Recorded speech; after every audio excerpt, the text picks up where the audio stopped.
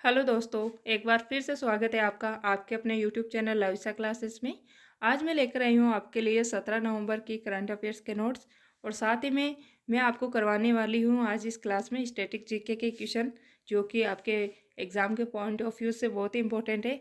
तो चलिए इसी के साथ शुरू करते हैं आज की क्लास और आप भी इस क्लास में अंत तक बने रहिएगा जिससे कि आप अपनी तैयारी को कम समय में और मजबूत कर पाओ। तो चलिए शुरू करते हैं आज की जो क्लास है उसका क्वेश्चन नंबर 1। राष्ट्रीय प्रेस दिवस कब मनाया जाता है? तो ये प्रतिवर्ष मनाया जाता है 16 नवंबर को। और इसका जो है स्थापना कब हुई थी? तो इसकी स्थापना हुई थी 1965 के एक्ट द्वारा। 1966 में इसकी स्थापना हुई थी। और साथ ही में जो इसका कार्य है वो क्या रहता है? तो इसका कार्य रहता है कि वो प्रेस की फ्रीडम को बनाए रखे और जो समाचार पत्र होते हैं इनके स्टैंडर्ड तय करने का इसका कार्य रहता है। और इसमें जो सदस्य होते हैं वो कितने होते हैं? तो एक इसमें अध्यक्ष होता है और 28 इसमें सदस्य होते हैं। तो ये इसमें सदस्यों की संख्या होती है। और जो इसका अध्यक्ष होता है इसकी नियुक्ति करने में कौन कौन शामिल रहते हैं? तो ये रहते हैं राज्यसभा के सभापति, लोकसभा स्पीकर और जो इसमें शामिल होते हैं 28 सदस्य वो इसमें जो है इसको अपॉइंट करने में शामिल रहते हैं। और जो वर्तमान में इसके हेड है वो कौन है? तो वो है रंजना प्रसाद देसाई। कौन है? तो रंजना प्रसाद देसाई। ये इम्पोर्टेंट है, आप इसे याद रखना। तो ये सारी बातें आप जो ये पीसीआई एक्ट है इससे रिलेट करने वाले क्वेश्चन बन सकते हैं, आप इसे याद रखना। और चलिए देखते हैं और इम्पोर्टेंट क्वेश्चन कौन कौन से बनते हैं। जैसे कि प्रेस का मुक्तिदाता किसे कहते हैं? तो ये है Charles Metcalfe. Vernacular press act ये कब आया था? लिटन के समय। और विचार व अभिव्यक्ति की स्वतंत्रता भारत के संविधान के कौन सा आर्टिकल में है? तो यह है आर्टिकल 19(1)(a) में इसकी जो है स्वतंत्रता है। राष्ट्रीय डॉल्फिन डे कब मनाया जाता है? तो ये मनाया जाता है प्रतिवर्ष 5 अक्टूबर को। वीर बाल दिवस जिसकी 2021 में घोषणा की गई थी कि जो 26 दिसंबर है इसको वीर बाल दिवस मनाया जाएगा। और ये इस बार 2022 में पहली बार मनाया जाएगा 26 दिसंबर 2022 को। और साथ ही में जो पराक्रम दिवस है ये कब मनाया जाता है? तो ये मनाया जाता है 23 जनवरी को सुभाष चंद्र बोस के जन्म दिवस के रूप में जो है पराक्रम दिवस को मनाया जाता है। और साथ ही में जो संविधान दिवस है ये कब मनाया जाता है? तो ये मनाया जाता है 26 नवंबर को। तो ये सारी बातें आप याद रखना। चलिए देखते हैं नेक्स्ट क्वेश्चन। क्वेश्चन नंबर 2 है पंचायत अनुसूचित विस्तार अधिनियम पैसा, जिसको अपन पैसे के नाम से जानते हैं, ये है कहाँ पे हाल ही में इसको लागू किया जाने का जो है घोषणा की गई है? तो ये लागू की जाएगी मध्य प्रदेश के जो शहडोल जिला है यहाँ पे इसको लागू किया जा रहा है। और इससे पहले जो है ये कितने राज्यों में लागू है पंचायत अनुसूचित विस्तार अधिनियम? तो ये भारत के 10 राज्यों में ये पहले से लागू है। और इस बार जो अभी इसको लागू करने का घोषणा की गई है वो किसके द्वारा की गई है? तो ये की गई है अपनी भारत के राष्ट्रपति द्रौपदी मुर्मू जी के द्वारा। और आपको पता होगा कि द्रौपदी मुर्मू जी जो है कहाँ के पहले गवर्नर रह चुके हैं? तो ये रह चुके हैं झारखंड के और ये ओडिशा के जो है मूल निवासी थे। इनका जन्म ओडिशा में हुआ था। और साथ ही में जो है ये भारत के 15 नंबर की जो है राष्ट्रपति बनी है। और ये जो है पहले आदिवासी राष्ट्रपति है और सेकंड नंबर की जो है महिला राष्ट्रपति है। तो ये सारी बातें आप राष्ट्रपति से भी याद रखना। और जो पैसा एक्ट है या जो पैसा है इसका फुल फॉर्म क्या होता है? Panchayat extension schedule area. इसका अर्थ निकलता है कि जो पंचायत है इसका एक्सटेंशन विस्तार करना जो अनुसूचित क्षेत्र होते हैं उसमें। तो ये सारी बात इसका जो फुल फॉर्म होती है उससे रिलेट करती हैं। और जो इसका स्थापना हुई थी ये कब हुई थी? तो ये एक्ट था 1996 का, इसके द्वारा इसकी स्थापना हुई थी। और किसकी सिफारिश पे? तो ये दिलीप भूरिया समिति है इसकी सिफारिश पे 1996 के एक्ट द्वारा इसकी स्थापना हुई थी। ये जो समिति है इम्पोर्टेंट है, आप इसे याद रखना। और जो इसका उद्देश्य है ये क्या है कि जो अनुसूचित जनजातियाँ है उनको मजबूत बनाना, उनके वहाँ पे भी नियम लागू करना जो पंचायत से संबंधित होते हैं। और पंचायत का भाग 9 है इससे वहाँ पे लागू करना इसका जो है पंचायत अनुसूचित विस्तार अधिनियम का उद्देश्य रहता है। कि जो अनुसूचित जातियाँ होती है जनजातियाँ वगैरह तो उसको मजबूत करना, उनके वहाँ पे भी सुविधाएं प्रोवाइड करना, ये सारा इसका भाग 9 में पंचायत से संबंधित जो नियम होते हैं वहाँ पे लागू करने का उद्देश्य रहता है। और जो इसी के साथ जो पंचायत संबंधित जो 73वां संविधान संशोधन है उसको देख लेते हैं एक बार। इसका एक्ट कब आया था? तो ये एक्ट आया था 1992 का और 24 अप्रैल 1993 को ये लागू हुआ था। ठीक है ना। और जो 24 अप्रैल है, इसको जो है प्रतिवर्ष पंचायती राज दिवस के रूप में मनाया जाता है, क्योंकि 24 अप्रैल 1993 को जो है ये पंचायती राज व्यवस्था जो है लागू की गई थी, 73वां संविधान संशोधन। और ये इसका जिक्र कौन से भाग में है, तो ये भाग है भाग 9, इसमें जिक्र किया गया है। और आर्टिकल 243 से 243 तक इसका जो है विस्तार है। और इसमें जो है इसका जिक्र कौन सी अनुसूची में है, तो 11वीं अनुसूची में है। इसमें टोटल विषय कितने हैं, तो टोटल विषय 29 है। जबकि जो 12वीं अनुसूची है उसमें कितने विषय है, तो ये है 18 विषय। और इसी के साथ जो त्रिस्तरीय पंचायती राज व्यवस्था है, ये किसकी सिफारिश पे बनी थी, तो ये बनी थी जो बलवंत राय मेहता समिति थी, इसकी सिफारिश पे 1957 को इसको लागू किया गया था। और भारत में ये इसकी शुरुआत कहाँ से की गई थी, तो इसकी शुरुआत हुई थी 2 अक्टूबर 1959 से। राजस्थान का नागौर जिला है, यहाँ से इसको जो उस समय अपने प्रधानमंत्री थे जवाहरलाल नेहरू जी, इनके द्वारा जो है इसको स्टार्ट किया गया था। कौन सा राज्य था, राजस्थान के नागौर जिले से इसको स्टार्ट किया गया था। चलिए देखते हैं नेक्स्ट। और भारत में स्थानीय जो स्वशासन है, इसका जनक जो है किससे कहा जाता है, लोकल गवर्नेंस का, तो ये कहते हैं लॉर्ड रिपन को। तो ये सारी बातें आप पंचायत से याद रखना। चलिए देखते हैं क्वेश्चन नंबर 3। डिजिटल शक्ति अभियान 4.0 ये हाल ही में किसके द्वारा जो है लॉन्च किया जा रहा है, तो ये किया जा रहा है राष्ट्रीय महिला आयोग द्वारा इसको लॉन्च किया जा रहा है। और इसमें कौन हेल्प कर रहा है, तो इसमें हेल्प कर रहा है जो साइबर पीस है ये, और जो मेटा, जो फेसबुक का नया रूप नाम है मेटा, इसके द्वारा जो है इसमें हेल्प की जा रही है। और साथ ही में जो इसको फर्स्ट बार मनाया गया था, ये कब मनाया गया था, 2018 में। और ये इसका इस बार 4था संस्करण है, तो ये भी याद रखना। इसका उद्देश्य क्या होता है कि जो डिजिटल मोर्चे पर जो महिलाएं होती है उनको मजबूत करना और साइबर सुरक्षा प्रदान करना, उनकी प्राइवेसी को बनाए रखना इसका उद्देश्य होता है। चलिए देखते हैं नेक्स्ट क्वेश्चन। चलिए जो राष्ट्रीय महिला आयोग आया है, तो इससे बनने वाले क्वेश्चन देख लेते हैं। जैसे कि इसकी पहली महिला अध्यक्ष कौन थी, पहली अध्यक्ष कौन थी जो राष्ट्रीय महिला आयोग है इसकी, तो ये थी जयंती पटनायक, जिनका हाल ही में निधन हो गया था। और इसकी स्थापना किसके द्वारा हुई थी, तो 1990 के एक्ट द्वारा इसकी स्थापना हुई थी। और वर्तमान में इसके जो अध्यक्ष है वो कौन है, तो ये है Rekha Sharma. Pink protection project ये कहाँ का है, तो ये है केरल का, जो कि महिलाओं की सुरक्षा के लिए चलाया गया था। और सी इज़ अ चेंज मेकर, ये इंपॉर्टेंट क्वेश्चन बन सकता है, बहुत बार एग्जाम में पूछा गया है ये पहले भी। सी इज़ अ चेंज मेकर अभियान ये कहाँ किसके द्वारा लॉन्च किया गया है, तो ये महिला आयोग द्वारा लॉन्च किया गया है।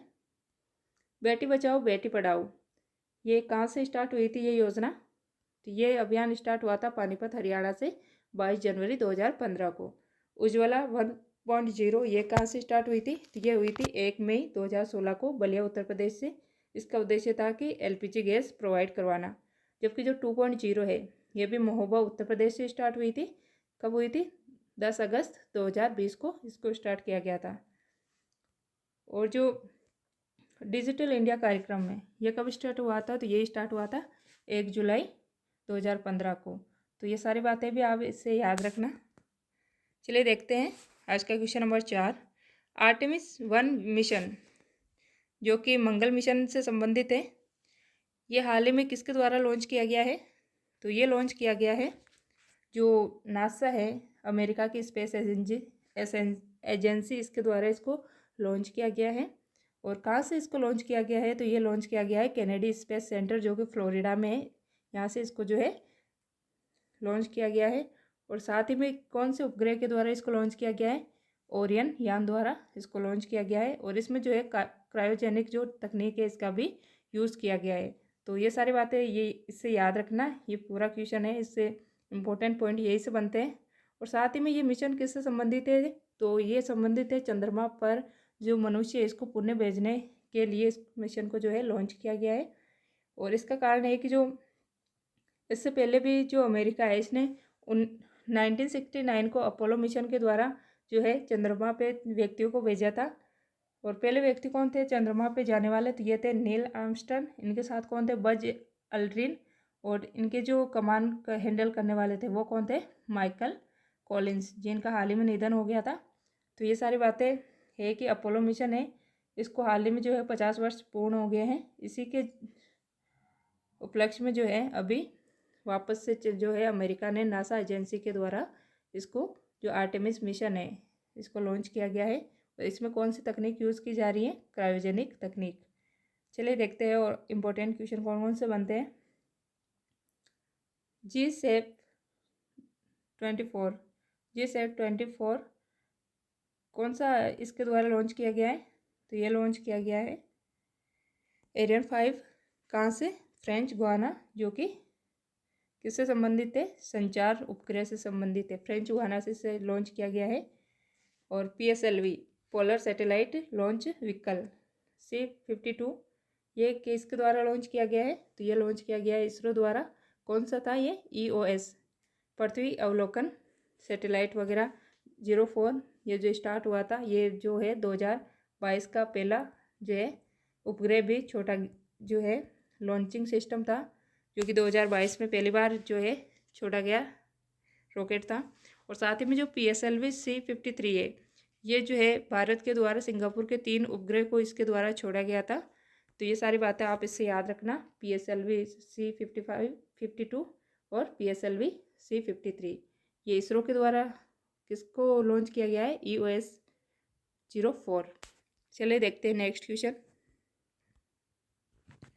परसिवरेंस रोवर ये किसने लॉन्च किया है? तो ये नासा ने लॉन्च किया है। मंगल ग्रह की सतह पे इसको लॉन्च किया है। और राशिद रोवर ये किससे संबंधित है? ये किसी ने लॉन्च किया है? तो ये UAE ने लॉन्च किया है। नवंबर 2022 में अभी इसको लॉन्च किया जा रहा है। चंद्रमा पे जो रोवर है इसको उतारा जाएगा। और GSAT-24 ये अभी अपन ने देखा था एरियन 5 फ्रेंच गुआना केरू से इसको छोड़ा गया है और टाटा जो है इसको लीड कर रही है। निसार ये किससे संबंधित है? तो ये भारत और अमेरिका द्वारा छोड़ा गया एक आर्मेचर रेडार है। इसकी फुल फॉर्म होती है NASA ISRO synthetic aperture radar. क्या है? NASA ISRO synthetic aperture radar. ये नासा तो हो गई अमेरिका की और इसरो हो गई इंडिया की, जिन्होंने दोनों ने मिलकर जो है ये लॉन्च किया है। होप मिशन कहाँ का है? तो ये है संयुक्त अमीरात का, UAE का, और ये है मंगल मिशन के लिए। तो ये सारी बातें आप जो है क्वेश्चन नंबर 4 से संबंधित बनने वाले क्वेश्चन है, तो आप इन्हें याद रखना। चलिए देखते हैं नेक्स्ट क्वेश्चन। सत्यजीत रे लाइफ टाइम अचीवमेंट अवार्ड 2022 ये हाल ही में किसको दिया गया है? तो ये दिया गया है कार्लोस सौर को, जो कि स्पेन के डायरेक्टर और निर्देशक है। इनको 2022 का जो सत्यजीत रे लाइफ टाइम अचीवमेंट अवार्ड है ये इनको दिया गया है। और जो सत्यजीत रे हैं ये इनकी जो मूवी है फेमस मूवी, इसका क्या नाम था? तो ये था पांथेर पंचाली, इनकी मूवी का नाम था। और साथ ही में इनको भारत रत्न कब मिला था? तो ये मिला था 1992 को। और इन्हीं के नाम पर जो है लाइफ टाइम अचीवमेंट अवार्ड दिए जाते हैं सत्यजीत रे के नाम से।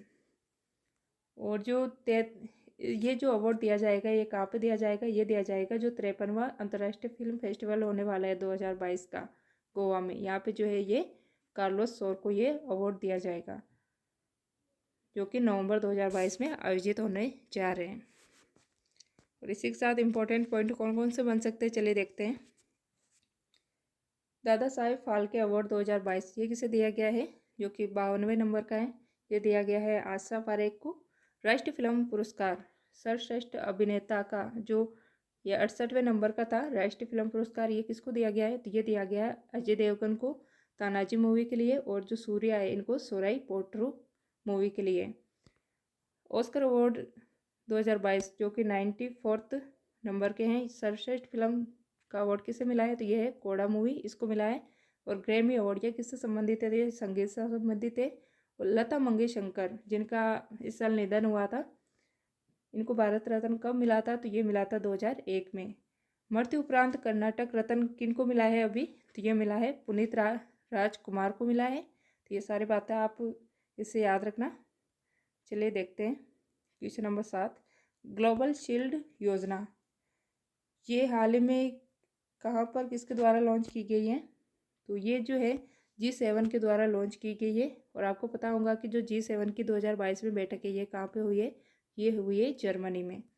और इसका जो है इसको इस लॉन्च करने का जो है घोषणा किस में की गई है, जो अभी COP27 चल रहा है मिस्र में, इसमें जो है इसको जो है ग्लोबल शील्ड योजना को लॉन्च करने की बात की गई है।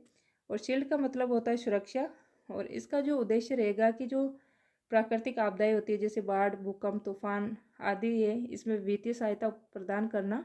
जो भी देश जो है इस परिस्थिति या प्राकृतिक आपदा के चपेट में आते हैं उनको वित्तीय सहायता प्रदान करना होता है। जिसमें सबसे पहले कौन कौन से देश इसकी लाइन में आ सकते हैं, जैसे कि पाकिस्तान तो आता ही है, पाकिस्तान, फिलीपींस, बांग्लादेश, फिजी, घाना, ये सारे देश है जो कि इस चपेट में आने के चांस रहते हैं बहुत ज़्यादा। और आपको पता होगा कि जो फिजी है इसकी राजधानी क्या है, सुबह, जहाँ पर हाल ही में जो 12वां अंतर्राष्ट्रीय हिंदी सम्मेलन है इसका आयोजन हुआ था। चलिए देखते हैं नेक्स्ट क्वेश्चन। चलिए देखते हैं संगठन कौन कौन से हैं। आसियान, इसकी स्थापना कब हुई थी, तो ये हुई थी 1967 को, 1967 को इसकी स्थापना हुई थी। और इसका हेडक्वार्टर कहाँ पे है, तो इसका हेडक्वार्टर है जकार्ता, इंडोनेशिया में। और अभी तक इसमें कुल देशों की संख्या कितनी थी, 10 थी। और अभी जो है 11वां देश जो है इसमें शामिल होने के लिए इसने घोषणा की है, तो वो कौन सा देश है, तिमोर लिस्ते। चलिए देखते हैं नाटो। नाटो की स्थापना कब हुई थी, तो 1949 को इसकी स्थापना हुई थी। हेडक्वार्टर कहाँ पे इसका, तो ब्रुसेल्स, बेल्जियम में। और इसमें टोटल देशों की संख्या कितनी है, तो यह है 30 देश इसमें। चलिए इंपॉर्टेंट पॉइंट देखते हैं। इन आवर लाइफ स्टाइल, ये अभियान कहाँ पे लॉन्च किया गया है, तो ये जो अभियान है ये COP27 में नरेंद्र मोदी जी के द्वारा इसको जो है लॉन्च करने की बात की गई है। इंडिया के द्वारा इसको लॉन्च किया जाएगा, PM नरेंद्र मोदी ने इसकी घोषणा की है COP27 में। और इसमें जो सहायता करेगा भारत के पर्यावरण मंत्रालय प्लस जो UNEP है, इसके द्वारा जो है इसकी सहायता करके इसको लॉन्च किया जा रहा है। जो लाइफ है जिसकी फुल फॉर्म होती है, लाइफ अभियान नहीं है, जिसकी फुल फॉर्म होती है life style for environmental mission, ये किसके द्वारा लॉन्च किया गया है, तो ये अपने भारत के प्रधानमंत्री नरेंद्र मोदी जी के द्वारा इसको लॉन्च किया गया है। कहाँ से लॉन्च किया है, तो इसको गुजरात के जो स्टैचू ऑफ यूनिटी है यहाँ से इसको स्टार्ट किया गया है। और साथ ही में जो G20 है इसकी 2022 में जो बैठक है ये कहाँ पे होने जा रही है, तो ये होगी बाली, इंडोनेशिया में इसकी बैठक होगी। और इसी के साथ देखिए जो विश्व का जो काला प्रदेश है ये किसको कहते हैं, ये कहते हैं रूर, जर्मनी को जो है विश्व का काला प्रदेश कहते हैं, जहाँ पर जो है कोयले के लिए ये फेमस है विश्व भर में। जबकि भारत का जो काला प्रदेश है ये किसे कहते हैं, जो दामोदर घाटी बेसिन है, नदी बेसिन, इसको जो है भारत का रूर प्रदेश कहते हैं, जो कि अपने भारत में कोयले के लिए फेमस है। चलिए देखते हैं नेक्स्ट। आज का क्वेश्चन नंबर 8 बहुत इंपॉर्टेंट है, आप इसे देखना। इससे तो एग्जाम में क्वेश्चन आता ही है क्योंकि ये नीति आयोग से रिलेटेड है। नीति आयोग का पूर्वकालिक सदस्य हाल ही में किसे नियुक्त किया गया है, तो ये नियुक्त किए गए हैं अरविंद विरमानी को। कौन बने हैं, अरविंद विरमानी, जो कि पूर्वकालिक सदस्य बने हैं नीति आयोग के। और ये जो है इससे पहले है ये मुख्य आर्थिक सलाहकार भी रह चुके हैं अरविंद विरमानी। और साथ ही में जो नीति आयोग के जो पूर्वकालिक सदस्य है इसमें 4 सदस्य हैं।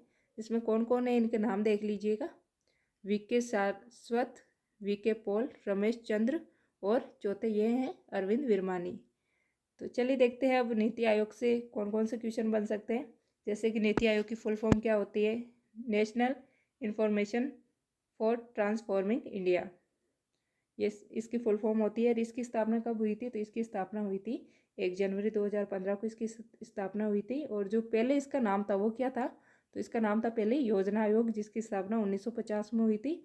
और इसके हेड कौन होते, तो ये होते अपने प्रधानमंत्री, जो कि अभी नरेंद्र मोदी जी हैं। और इसके उपाध्यक्ष कौन है अभी, तो सुमन बेरी, CEO परमेश्वर अय्यर। और ये जो है किस सिद्धांत पर कार्य करती है, तो जो सहकारी सिद्धांत होता है इस पर जो है ये कार्य करती है। और अमृत रिपोर्ट ये किसकी है, तो ये है नीति आयोग की। चलिए साथ में जो इम्पोर्टेंट हेड है वो देख लेते हैं। जैसे कि मुख्य आर्थिक सलाहकार कौन है अभी, तो ये है अनंत नागेश्वरम।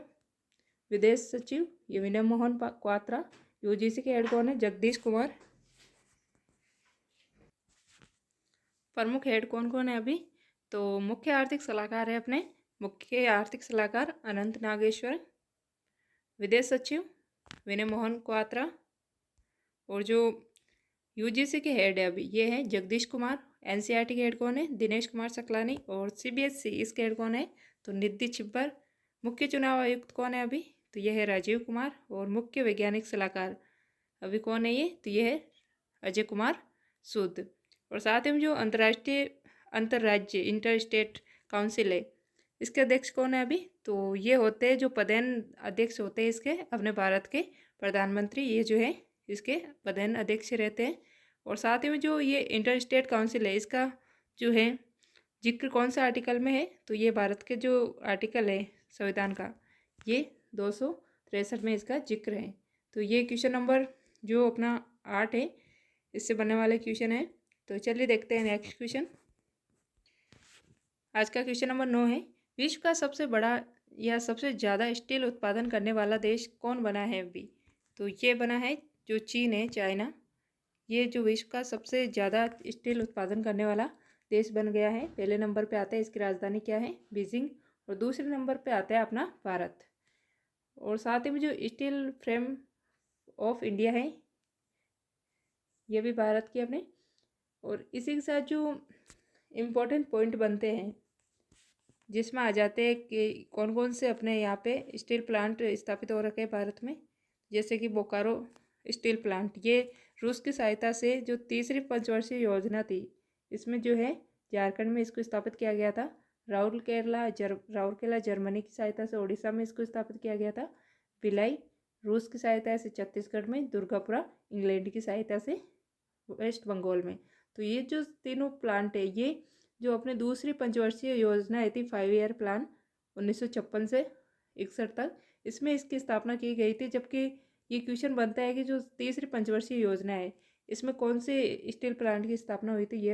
ये हो जाएगा बोकारो स्टील प्लांट झारखंड का। और जो सेकंड 5 ईयर प्लान है ये किसके मॉडल पे था? ये तो महालनोबिस मॉडल पे आधारित थी ये जो प्लान है।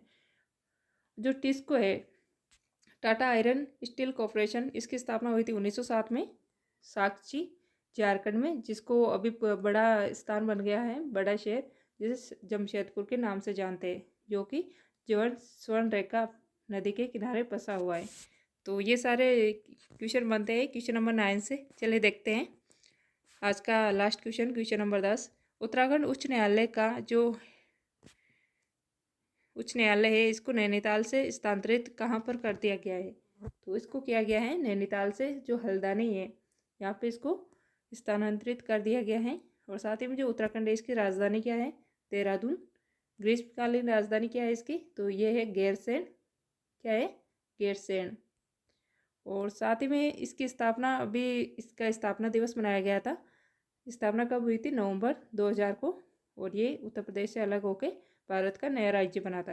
और साथ ही में जो कुमायूं हिमालय पड़ता है वो उत्तराखंड में पड़ता है, जो कि सतलुज और कालीन जो नदी है इनके मध्य पड़ता है कुमायूं हिमालय उत्तराखंड में। और साथ ही में जो यहाँ के सीएम है ये कौन है? पुष्कर धामी। इन्हीं के द्वारा हाल ही में जो है घोषणा की गई थी कि जो उत्तराखंड का उच्च न्यायालय है ये नैनीताल से हल्द्वानी में ट्रांसफ़र किया जाएगा। और यहाँ पे विधानसभा सीटों की संख्या कितनी है? 70 है। और पहली महिला स्पीकर कौन है यहाँ की? तो यह है रितु खंडेरी। और भारत का सबसे ऊंचा जो हर्बल पार्क है ये भी उत्तराखंड में है। और उत्तराखंड की जो हाई कोर्ट है कि जो पहली महिला बनी है ये कौन है? तो ये आप बताना कमेंट बॉक्स में कि कौन बनी है। साथ ही में जो मुख्य न्यायाधीश है उत्तराखंड हाई कोर्ट के, जो भारत में जो मुख्य न्यायाधीश बनी है किस राज्य की बनी है? तो ये बनी है लीला सेठ हिमाचल प्रदेश की। तो ये भी याद रखना कि लीला सेठ जो है मुख्य न्यायाधीश कौन से राज्य की बनी थी? ये बनी थी हिमाचल प्रदेश की। पहली न्यायाधीश कौन बनी थी भारत की हाई कोर्ट में? तो ये अन्ना चांडी केरल की रहने वाली है। और जो पहली केरल हाई कोर्ट की और जो पहली सुप्रीम कोर्ट के जो महिला न्यायाधीश बनी ये कौन बनी थी? ये फातिमा बीबी। अभी तक कोई भी जो है सुप्रीम कोर्ट में जो है मुख्य न्यायाधीश महिला नहीं रही है। तो ये सारी बातें भी याद रखना आप। चलिए देखते हैं हाई कोर्ट को रीट जारी करने का जो अधिकार है कौन सा आर्टिकल के तहत है। तो ये जो आर्टिकल आता है 226, इसके तहत जो है हाई कोर्ट रीट जारी कर सकता है। और ये जो है फंडामेंटल राइट्स और जो लीगल राइट्स होते हैं इन दोनों को जो है रीट जारी करने का अधिकार है इन दोनों पे।